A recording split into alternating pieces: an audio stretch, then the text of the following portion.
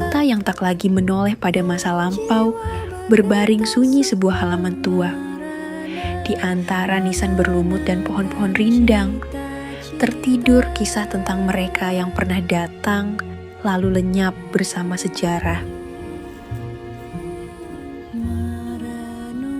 Langkah kami terhenti di bawah bayang pohon tua dan nisan yang memudar, bukan karena kisah yang diagungkan, melainkan lapisan sejarah yang tidak memilih untuk disukai.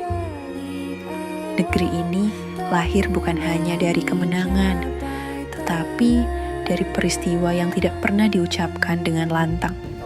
Mereka yang jauh dari bisik masa lalu tumbuh tanpa pernah tahu bahwa di halaman senyap seperti ini, negeri ini pernah digores oleh tangan-tangan yang telah lama pergi. Namun sunyi semacam ini jarang disinggahi kembali. Dalam keheningan Penleh, kami diingatkan bahwa cinta tanah air bukan sekadar menjunjung apa yang membanggakan, melainkan menerima jejak yang membuat hati mengerut pelan. Untuk memahami negeri ini, kita harus berani berdiri di tapak yang dahulu membungkam waktu. 1847 dan ditutup tahun 1930. Di sini makam terbesar se-Asia dengan bangunan yang masih original, tidak ada renovasi. Katanya beberapa ada jenazah yang dipindahin ya Pak? Zaman dulu ada sebagian, kayak di depan samping ini yang orang-orang tadi duduk, itu tiga makam itu udah kosong. Oh, itu kenapa Dipindah di Kembang Kuning. 85% atau 80% orang Belanda. Ada Jepang, ada Itali, ada Cina, ada Prancis, Inggris. Kalau dari tahun 2010 kan pasti kan banyak kayak turis-turis pengunjung gitu kan Pak. Itu kayak kira-kira kayak ada perubahan polanya gitu nggak Pak? Misalnya, kalau wisatawan ke sini kebanyakan kan dia kan satu kunjungan, yang dua biasanya dia itu hanya untuk melihat-lihat aja. Makam Belanda, gimana sih makam Belanda yang ada di Surabaya? Kebanyakan sering gitu. Yang kayak Sering. nanya, Barusan tadi ada. gitu. Yang kayak istilahnya bukan buat foto-foto doang gitu. Pak. Oh, ya dari ada. Tapi kebanyakan yang kayak foto-foto doang atau yang kayak nanya-nanya juga gitu. Kebanyakan kalau ke sini tuh mencari. Kalau turis tuh ya, Kalau wisatawan ke sini tujuannya dia mencari moyangnya. Jadi dia ke sini mencari, dan kita pun juga punya aplikasinya. Marga, kan ada marga ya kan? Iya. Jadi dia itu wisatawan kita tanya Dari namanya siapa, marganya apa, nanti kita buka di aplikasi. Moyangnya gitu ya Pak? Iya betul itu.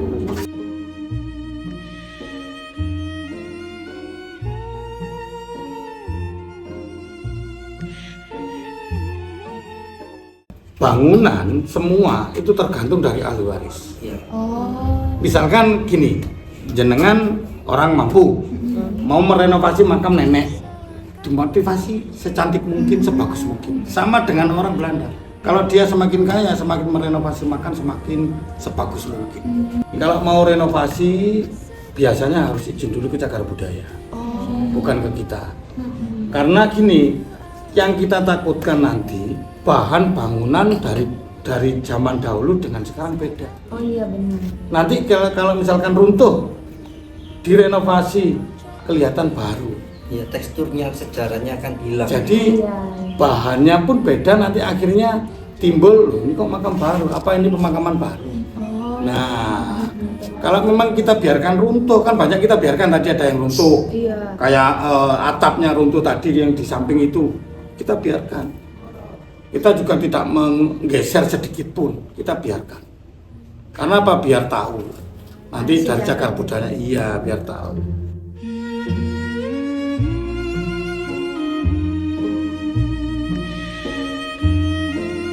Di antara nisan yang merapat pada tanah, kami ingin belajar bagaimana waktu bekerja. Bagaimana ia menyimpan, menghapus, dan kadang memanggil kembali siapa saja yang bersedia mendengarkan.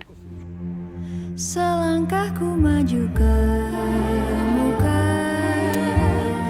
tetap hatiku dalam dada, sedia berjuang untuk cita.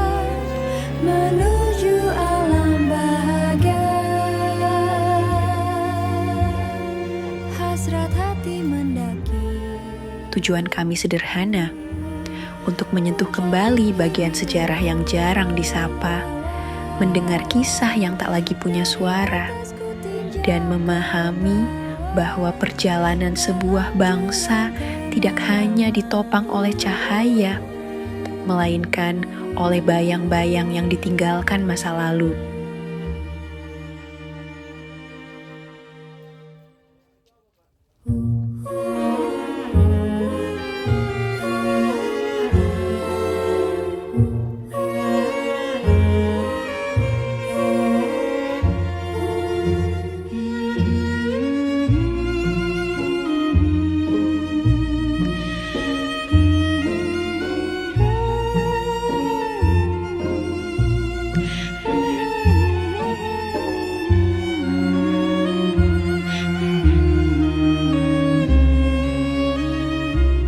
Di lorong-lorong batu tua ini, kami belajar bahwa tanah air bukan hanya milik para pahlawan, tetapi juga milik masa yang pernah menentukan arah langkah kita. Dari tangan yang dulu menindas, ada pelajaran yang dapat dipetik, bahwa kemerdekaan tidak datang sebagai hadiah, melainkan sebagai harga dari keberanian atas perjuangan. Perkenalkan, nama saya Farel Prawira dengan NIM 166251060 dari Prodi Teknik Elektro. Halo semuanya, perkenalkan saya Renata Dwi Ramadhani dengan NIM 44325164 dari Prodi Kearsipan dan Informasi Digital.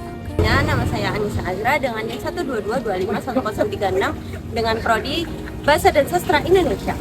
Nama saya Sona Claudia Putri Siregar dengan NIM 111521208 dari Prodi Kedokteran.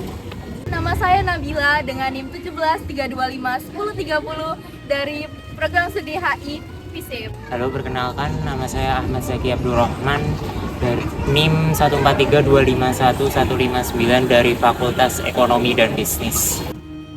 Halo semuanya, nama aku Nabila Nur Amanah dengan NIM 132251182 dari Fakultas Keperawatan.